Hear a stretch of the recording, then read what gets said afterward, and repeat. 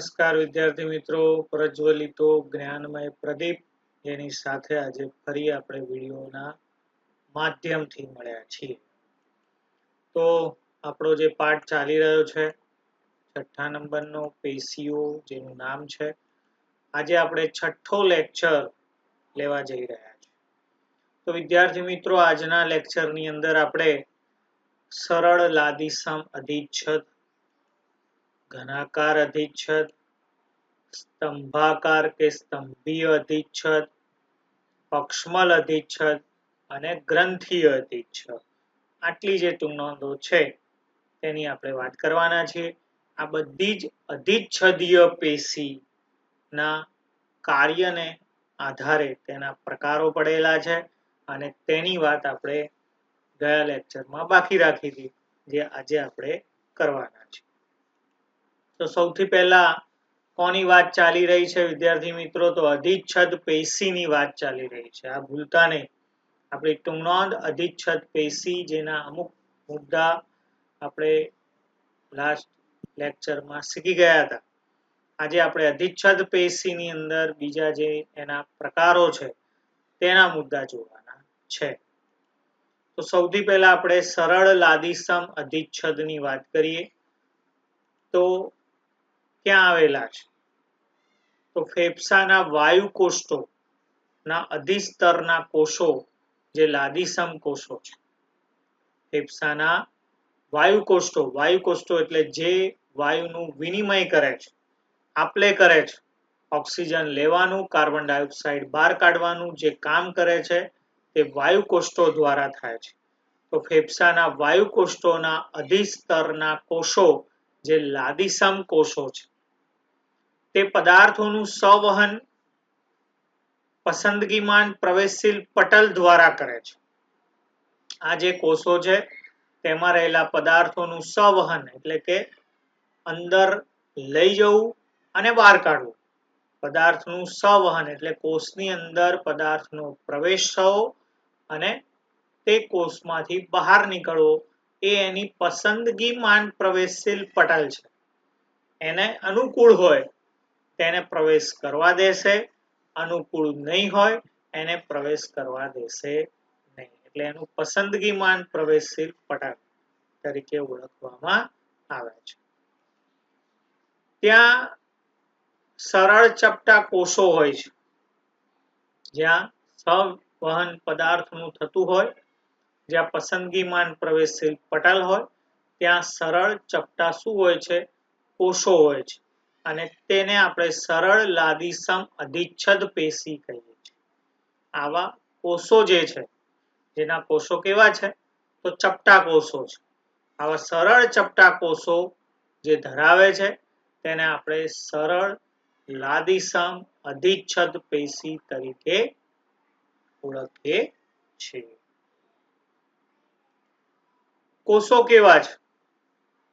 તો વિદ્યાર્થી મિત્રો, એના કોષો ખૂબ જ પાતળા છે, ચપટા છે અને નાજુક અસ્તર વાળા છે. અહીંયા આપણે ચપટા કોષોની વાત અગાઉ તો કરી છે, પણ એના કોષો કેવા છે? ખૂબ જ પાતળા છે, ચપટા છે અને નાજુક સ્તર વાળા જોવા મળે છે. ક્યાં જોવા મળશે? તો અન્નળી અને મોઢાના અંદરના અસ્તરમાં જોવા ક્યાં મળે છે આપણને?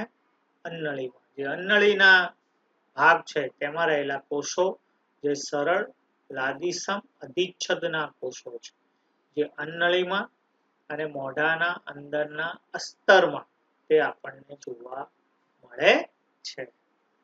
તો વિદ્યાર્થી મિત્રો, તેનું કાર્ય શું? તે ત્વચાને રક્ષણાત્મક આવરણ પૂરું પાડે છે. આપણું જે આખું શરીર છે, જે ત્વચા એટલે કે ચામડીથી રક્ષાયેલું છે.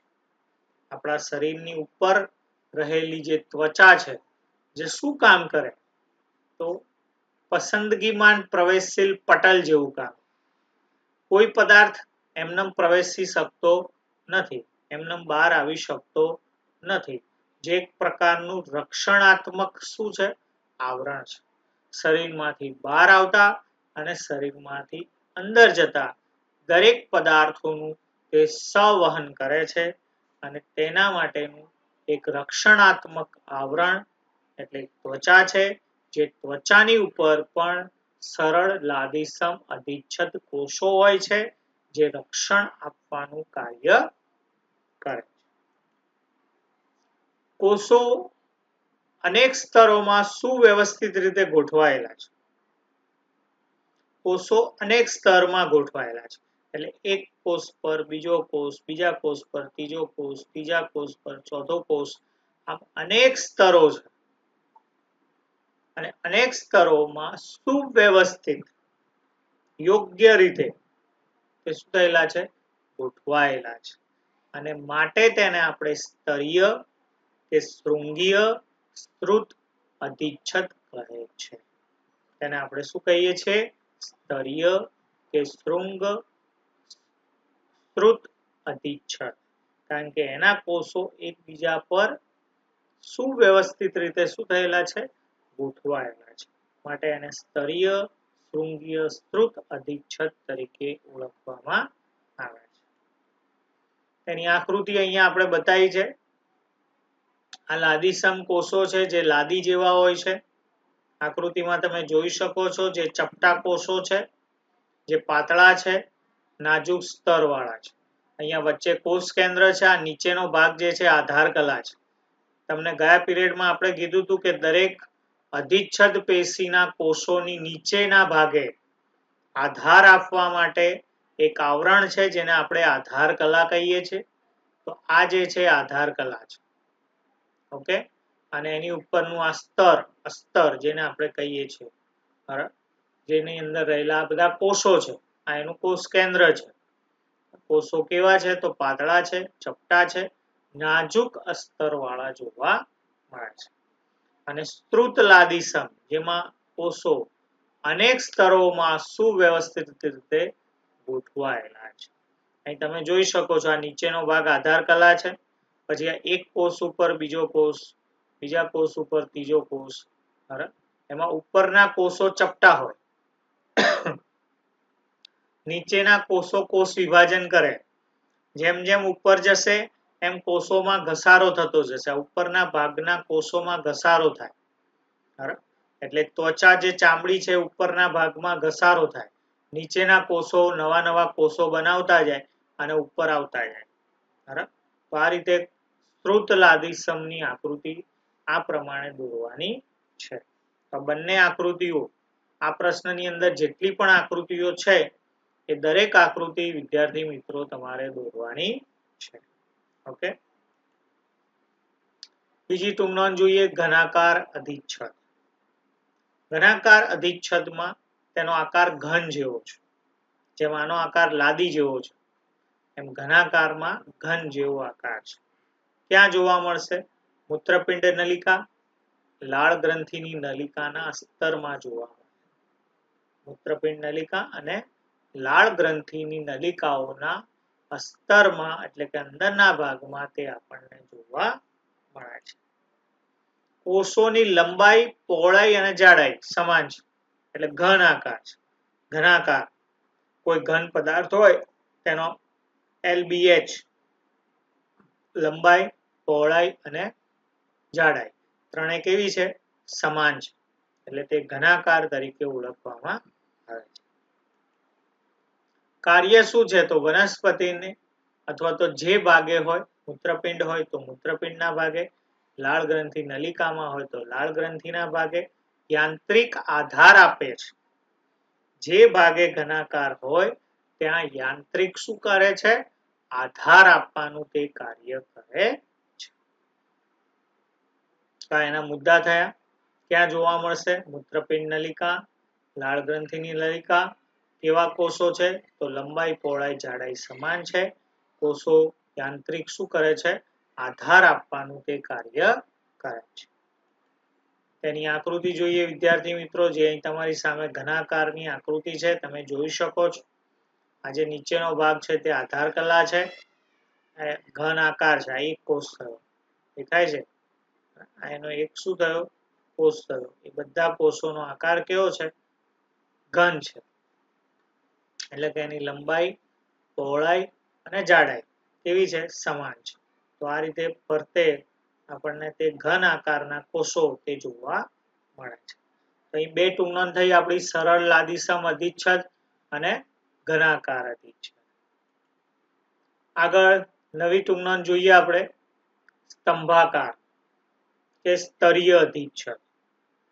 પરીક્ષામાં કોઈ પણ કીધું હોય બંને એક જ છે, સ્તંભાકાર કે સ્તરીય અધિચ્છદ. ક્યાં જોવા મળે? તો આંતરડાના અંદરના અસ્તરમાં, આંતરડાના અંદરના અસ્તરમાં અભિશોષણ અને સ્ત્રાવ થાય ત્યાં પણ તે જોવા મળે. જે જગ્યાએ શરીરમાં શું થતું હોય? અભિશોષણ થતું હોય, એટલે જ્યાં શોષાતો ભાગ હોય. આંતરડાની અંદર આપણો જે ખોરાક તૈયાર થાય છે એ ખોરાક રુધિર કેશિકાઓમાં શોષાય છે અને જ્યાંથી ખોરાક ઉત્પન્ન થાય છે અથવા તો જ્યાંથી સ્ત્રાવ થાય છે તે જગ્યાએ આપણને સ્તંભાકાર અને સ્તંભીય અધિચ્છદ તે જોવા મળે છે. કોષોમાં આધાર કલા ઉપર લાંબા હોય છે. કોષો કેવા છે? તો લાંબા છે. ઘનાકારના કોષો કેવા હતા? તો ઘન આકારના હતા. અહીંયા જે કોષો છે તે લાંબા કોષો છે. આધાર કલાની ઉપર લાંબા કોષો જોવા મળે છે. અહીં તમારી સામે આપણે આકૃતિ બતાવી છે. આધાર કલા છે જે તમે જોઈ શકો છો. નીચેનો ભાગ જે છે આધાર કલા છે. આ કોષો લાંબા છે, દેખાય છે. પેલામાં ઘન આકારના હતા, એટલે કે લંબાઈ, પહોળાઈ, જાડાઈ સમાન હતી. અહીંયા લંબાઈ વધારે છે. આ વચ્ચે જે છે કોષ કેન્દ્ર છે. કોષ કેન્દ્ર પાછું મધ્યમાં હોય એવું જરૂરી નથી, ઉપર પણ હોય, વચ્ચે પણ હોય, નીચે પણ હોય. બરાબર? એટલે આ રીતે લાંબા આધાર કલાની ઉપર તે આપણને કોષો જોવા મળે છે. પક્ષમલ અધિચ્છદ. પક્ષમલ અધિચ્છદમાં શું છે? સ્તંભીય અધિચ્છદનું તે રૂપાંતર થયેલું છે. જે સ્તંભીય અધિચ્છદ છે તેનું જ રૂપાંતર એટલે શું છે? પક્ષમલ અધિચ્છદ તરીકે ઓળખવામાં આવે છે. જેની અંદર શ્વાસ નળીમાં આપણને પક્ષમલ અધિચ્છદ જોવા મળશે.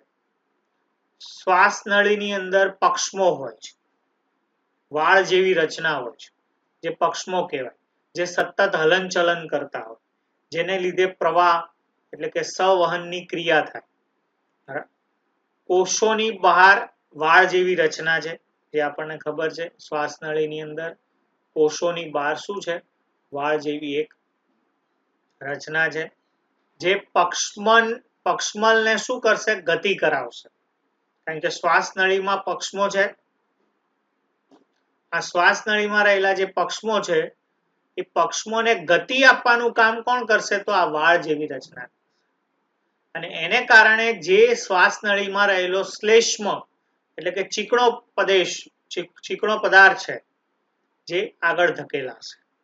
આપણી શ્વાસ નળીની અંદર જે શ્લેષ્મ ભાગ છે, જે ચીકણો પદાર્થ છે, જેને આપણે લિન્ટ તરીકે ઓળખીએ છીએ, એ જે શ્લેષ્મ છે એને ગતિ આપવાનું કામ, આગળ ધકેલવાનું કામ તે પક્ષમો કરશે.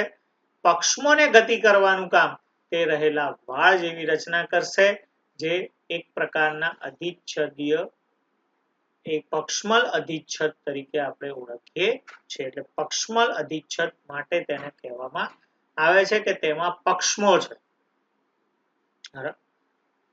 અને તે શ્લેષ્મને આગળ ધકેલે એટલે તે પ્રદેશ, તે જગ્યા તે કેવી થાય? સ્વસ્થ થાય, ચોખ્ખી રહે.